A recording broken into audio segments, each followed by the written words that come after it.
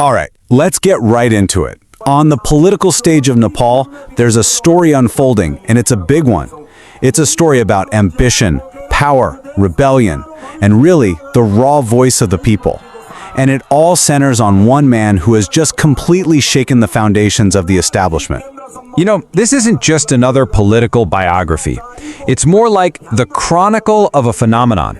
Because to really get what's happening in Nepal right now, you have to understand the journey of this one very unusual character, Rabi Lamichhane. So, where did this all even begin? Well, before he was a politician, he was a journalist. But not just any journalist. He became something else, a conduit, a direct line to the very heart of the nation's frustrations. He was born into a simple family, and he actually followed a path that many people dream of. He moved to the USA, even gained citizenship. I would like to be very straightforward on a lot of, questions and queries that has been raised in this forum. So I just want to make sure a few things here. That the government of Nepal is very much committed.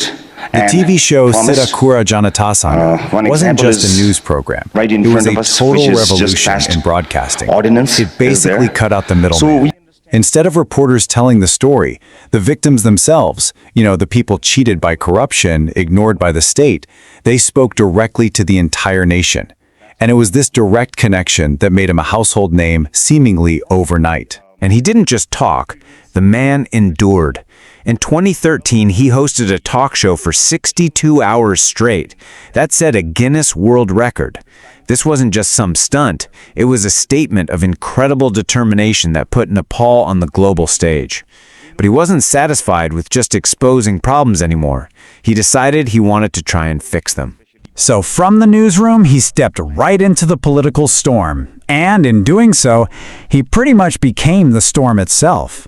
In 2022, he took this incredibly courageous leap. He established a brand new political party, the Rashtriya Swatantra Party, or RSP. This was a direct challenge to the decades-old political establishment. It was a huge gamble that, honestly, a lot of people thought was impossible. But the people, they responded with incredible force. In its very first election, his party didn't just win a couple of seats, it won over 20, becoming the third largest force in parliament. I mean, that just doesn't happen. It was completely unprecedented. He personally won his own seat in Chitwan too by a massive majority.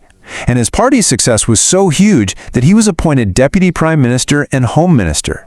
Just like that, he had reached the very heart of power. And that was a success the old guard was just not going to tolerate.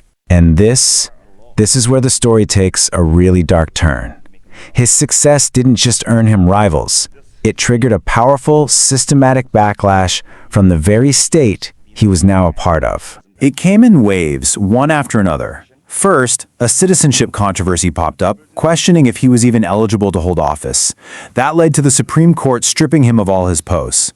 Then his name got linked to scandals involving financial cooperatives, and that was followed by repeated arrests in Kathmandu, in Pokhara, in Chitwan. It really seemed like every arm of the state was mobilized to crush him.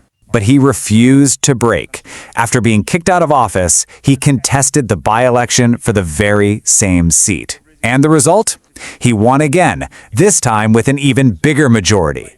The state pushed, but the people, they pushed back, and they pushed back harder. And that right there brings us to the core conflict of this whole saga. It's a battle not just of one man against the system, but of the system against the will of the people. So imagine this scene for a second. The state apparatus succeeds. Rabi Lamichhane is arrested, he's put in custody, he's behind bars. For the establishment, this looks like a victory. The threat is contained. But then, this happens.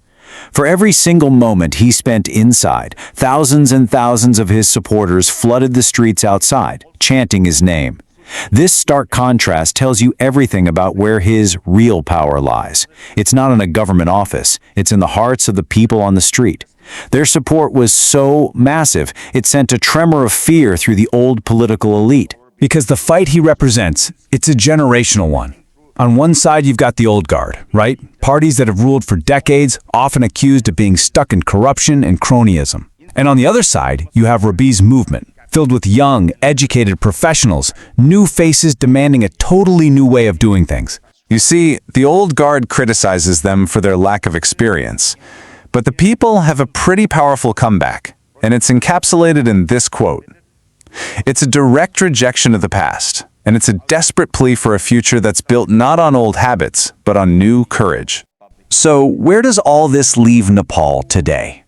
Well, it leaves the nation right in the middle of a tense, volatile, and deeply personal political battle. This fight is far, far from over. Now, let's be clear. Rabi Lamichhane isn't without his flaws or controversies. But one thing is absolutely certain. He has become the center of gravity in Nepali politics. He's standing right in the middle of three powerful colliding forces: the immense love of his supporters, the very real fear of the old establishment, and the relentless retaliation of the state. This whole saga, this incredible clash of the old and the new, it really raises a fundamental question for the nation's future. Is this just the chaotic rise and fall of another political figure? Or are we actually witnessing the painful, turbulent birth of a new Nepal? Only time is going to tell.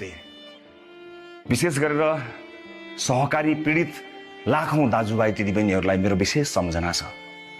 सहकारीको बचत फिर्ता गर्नको निमित्त तपाईले उठाउनु भएको आवाज कहाँबाट कहाँ आइपुग्यो मैले भनिरहनु पर्ने अवस्था छैन। आज 2 खर्ब 75 अर्ब पैसा सहकारीको अपचरण भएको र पछिल्लो संसदीय छानबिन समितिले 86 अर्ब पैसा हिनामिना भएको आवाज निकालिरहँदा त्यसैको छानबिनमा सघाउनको निमित्त म अहिले प्रहरी हिरासतमा छु।